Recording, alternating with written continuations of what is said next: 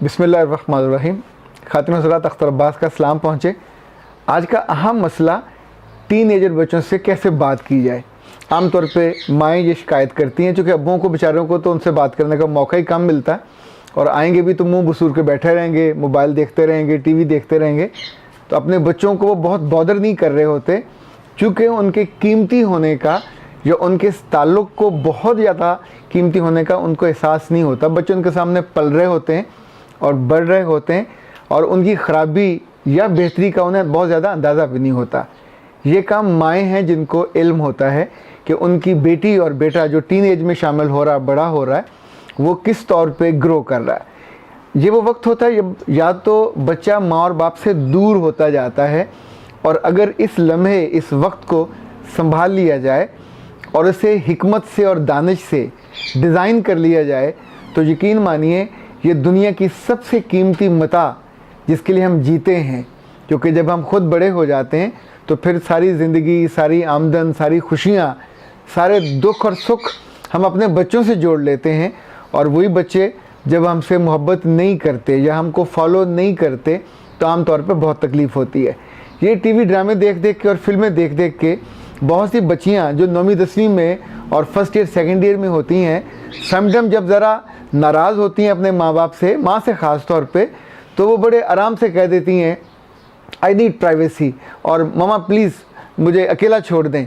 यानी इस जुमले की जहर का आप कभी तसव्वुर भी नहीं कर सकते। कभी सोचा जा सकता था कि कोई बेटा या बेटी अपनी माँ को कहे कि तू मेरे कमरे से निकल जा और मुझे अकेला छोड़ दे मेरे अपने ख्यालों के साथ। ये वो उम्र होती है जिसमें रिश्ता यूं जुड़ जाता है जैसे कड़ी से कड़ी जुड़ती है। पर यकीन मानिए ये रिश्ता रोब से नहीं जुड़ता। ये रिश्ता जब तक माँ अपने एहसास की कदर करना नहीं सिखाएगी, जब तक माँ अपनी फीलिंग की कदर करना नहीं सिखाएगी, तब तक ये कभी मजबूत नहीं हो सकता। मुझे लगता है कि माँओं को अपने मामूल को थोड़ा रीडिज़ाइन करना चाहिए।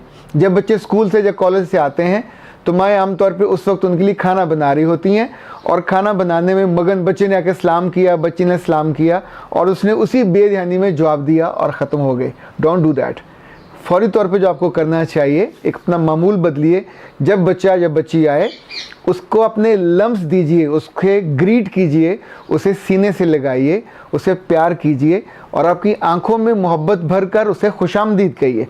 उसको फ़ील हो कि एक बुरी सी जगह से जहाँ कोई टीचर या बच्चे मेरा इंतज़ार नहीं करते, ये घर ऐसी जगह है जहाँ उसकी माँ या बाप उसका इंतज़ार करते हैं और उसको उसके आने पे उनकी आंखों में रोशनी आती है। नंबर 1। नंबर 2, ये जो एहसासात का मैंने कहा, जब तक माँ और बाप अपने ख्वाबों का, अपनी खुशियों का अपनी बेटी से और बेटे से इजहार नहीं करेंगे, उसको बताएंगे नहीं, वो मासूम सी बच्ची अपनी दोस्तों में रहती है, 12, 14, 18 साल के हैं, वो ज़िंदगी को नहीं जान सकते। सो लाजमी है कि माँ और बाप अपनी पसंद का, वो उससे क्या चाहते हैं, वो ज़िंदगी से क्या चाहते हैं, वो उसका कितना तहफ़्फ़ुज़ चाहते हैं। देखें हम अपनी अंगूठी को कैसे डिब्बी में बंद करके फिर अलमारी में रखते हैं, चूँकि हम उसको कीमती जानते हैं। तो इस बच्ची को भी कीमती जानिए जो टीन एज में जा रही है, ताकि ये महफूज रहे। और महफूज रहने का जो क्राइटेरिया वो आप तय करोगे, आप उसको बताओगे। नंबर 3, इन बच्चों को आराम करने का प्रॉपर मौका देना चाहिए। नंबर 4, इनके खाने पीने का भी ख्याल रखना चाहिए। हमेशा अपनी मर्ज़ी नहीं थोपनी चाहिए, कभी कभी उनकी मर्ज़ी का खाना भी उनको खिलाना चाहिए। और उनके साथ बैठ के कम से कम 1 घंटा लाजमी ऐसा रखें कि जो आप उनके साथ हल्की फुल्की बातें शेयर कर सकें। याद रखिएगा, घर में अगर आप माँ हैं तो अपने मियाँ के ख़िलाफ़ अपने बच्चों से कभी बात ना करें। ये ऐसा जहर होगा जो आपके रिश्ते को खाएगा। इसलिए कि बच्चे इस उम्र में आमतौर पे जजमेंटल हो जाते हैं और वो सोचते हैं कि ये दोनों को एट पार होना चाहिए और एक दूसरे से मोहब्बत करनी चाहिए। जब उनमें मोहब्बत में ज़रा कमी होती है तो दे डू माइंड। इसी तौर पे अपने बच्चों की मौजूदगी में कभी अपने मियाँ से ना तलखी से बोलें, ना ज़ोर से बोलें। अगर बहुत ही प्रॉब्लम है तो बच्चों के जाने का इंतज़ार कीजिए। उनके सामने कभी इस रिश्ते को डिसग्रेस ना होने दें। इसी तौर पे अपने बच्चों की जो फुफियाँ हैं या खालाएँ हैं, उनके बारे में अगर हर वक्त आप नेगेटिव कमेंट्स करते रहेंगे तो बच्चा कभी आपके ख़ानदान में भीग नहीं पाएगा, उनके साथ घुल मिल नहीं पाएगा। जब जब कोई घर में मेहमान आई हुई हों, फूफो हों या खाला हों, तो बच्चों को उनके साथ घुलने मिलने दिया करें। पर अगर कहीं मुश्किल हो रही हो, आपको लग रहा हो कहीं से कोई पॉइजनिंग हो रही है, तो उसका हल कर लेना चाहिए। एक बात और जो बहुत लाजिम है कि बच्चों को कुछ ज़िम्मेदारियाँ सौंपा करें। मैंने बहुत सी ख़वातीन ऐसी देखी हैं, उनकी बातें सुनी हैं कि जिस सारे टब्बर का खाना हमें बनाना पड़ता है, सारी इफ्तारी हमें करनी पड़ती है। ऑफ कोर्स आप ही करोगे, लेकिन अपनी बेटियों को उस लम्हे कुछ काम सौंप दीजिए। लाइक एक बच्ची है वो पानी बना ले, दूसरी को समोसों की तैयारी में काम कर ले, कुछ खाने की तैयारी में कुछ सैलड काट ले। बहुत सारा काम उनको न दें, बट उनको ओनरशिप दें उस खाने की कि जिसमें उनका भी हिस्सा हो, और जो उन्होंने काम किया हो खाने के दौरान ज़रूर बताया कि ये मेरी इस बेटी ने किया है और ये मेरा इस बेटी ने किया है। ख़ातिन हज़रात, अभी चंद रोज़ हुए मेरी छोटी बेटी ने फरमाइश की कि मुझे सिराजुल हक साहब की बेटी ने तरावी पे आने की दावत दी है। अब हमारे घर से मंसूरा काफ़ी दूर है, पर मेरी वाइफ ने 1 मिनट लगाया, ओके चलेंगे, और फिर हम वहाँ छोटी बेटी की फरमाइश पे तरावी पढ़ने वहाँ पहुँचे। और अब माशाल्लाह वो रोज़ाना पढ़ने जा रही है।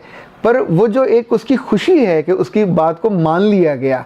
पर ये भी देखिए कि अगर बेटियों की दोस्तें अच्छी हों तो उनकी एक माइंडसेट पे फ़र्क पड़ता है। अगर दोस्त फिल्में देखने वाली होंगी तो ऑफ कोर्स हर वक्त वो फिल्मों का जिक्र करेंगी, ड्रामों के करैक्टर का जिक्र करेंगी, उनके लिबासों का जिक्र करेंगी। और अगर दोस्त अच्छे घर से है, जो कुरान पाक पढ़ती होगी, जो तरावी का जिक्र करती होगी, या अच्छी चीज़ों का, अच्छी वैल्यूज़ का जिक्र करती होगी, तो हमारे बच्चों में ख़ास तौर पर वही चीज़ जाती है। ये टीन एज सबसे कीमती वक्त है, ये स्लेट से ज़रा आगे निकलने वाला होता है। इस पे लिखा हुआ मिटाया नहीं जा सकता, और इस दौरान बनी हुई राय आम तौर पे बहुत पक्की हो जाती है। इस उम्र में बच्चियों को दूसरों से अपनी तारीफ़ सुनना अच्छा लगने लगता है। उनके कपड़ों की तारीफ़, उनके रंग की तारीफ़, उनके चेहरे की तारीफ़, इवन उनके उठने बैठने की तारीफ़। पर ये तारीफ़ से पहले साथ साथ उनको उठने बैठने के अदब आदाब भी सिखाए जाते चाहिए, और किसी जगह जाके खाने के जो आदाब हैं वो भी, और लोगों से मिलने के भी, और लोगों से डिस्टेंस करने के भी। ख़ास तौर टीन एज में जब हम अपने अजीज़ों के घर जाते हैं और उस उम्र के उनके हम उम्र कज़न्स के साथ उनका इंटरेक्शन होता है, तो ये कज़न होने की लिबर्टी समटाइम बहुत नुकसान पहुंचाती है।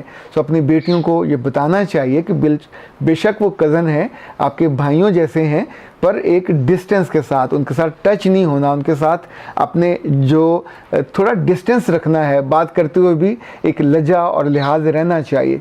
याद रखिएगा, ये बच्चे आपके हैं, आपका मुस्तकबिल है, आपकी खुशी इनसे जुड़ी है, आपका पूरा आने वाले दिनों का जो प्लान है वो इनसे जुड़ा है। अगर ये आपकी खुशी का एहसास नहीं कर पाएंगे, आपके एहसासात की कदर नहीं कर पाएंगे, आपके दुख और गम को नहीं जान पाएंगे, आपके ख्वाबों के बनने और टूटने के अमल को नहीं जान पाएंगे, और इनसे आपके कौन कौन से ख्वाब जुड़े हुए हैं वो इनको नहीं बता पाएंगे, और वो उसको याद नहीं रख पाएंगे, तो सोचिए कि उस पेंटिंग का जिसकी आउटलाइन भी और जिस पे रंग भी कुछ भी वाज़े नहीं है, वो शक्ल कैसे निकालेगी। ये बच्चे, ये टीनेजर्स आपकी पेंटिंग्स हैं, इस पे कितने स्ट्रोक लगाने हैं, कितने खूबसूरत रंग बनाने हैं, वो आप ही तय करोगे। ये पेस्टल है, ये पेंसिल का है, ये पेंट का है, ये ऑयल का है, ये आप तय करोगे। और वो बच्चे फिर कभी आपकी मोहब्बत से दूर नहीं होंगे। कभी आपको मेरे पास आके अपने बच्चों की और बच्चियों की शिकायत नहीं करनी पड़ेगी कि हमारी बच्चियां सुनती नहीं हैं और कमरों में बंद होकर बैठ जाती हैं। फिर कभी ऐसा नहीं होगा कि माँ को देख के बच्ची खड़ी ना हो, और माँ को या बाप को देख के बच्ची अपना मोबाइल बंद ना कर दे और उसको नीचे ना कर दे। और कभी ऐसा नहीं होगा कि बच्चा और बच्ची स्कूल से आते हुए, कॉलेज से आते हुए सबसे पहले आप पे मोहब्बत भरी निगाह ना डालें, मुस्कुरा के आपको हग ना करें, आपसे गले ना मिलें और आपकी ज़िंदगी बढ़ा ना दें। मेरा रब आपकी खुशियों को सलामत रखे। अख्तर अब्बास को इजाज़त दीजिए। अस्सलाम वालेकुम।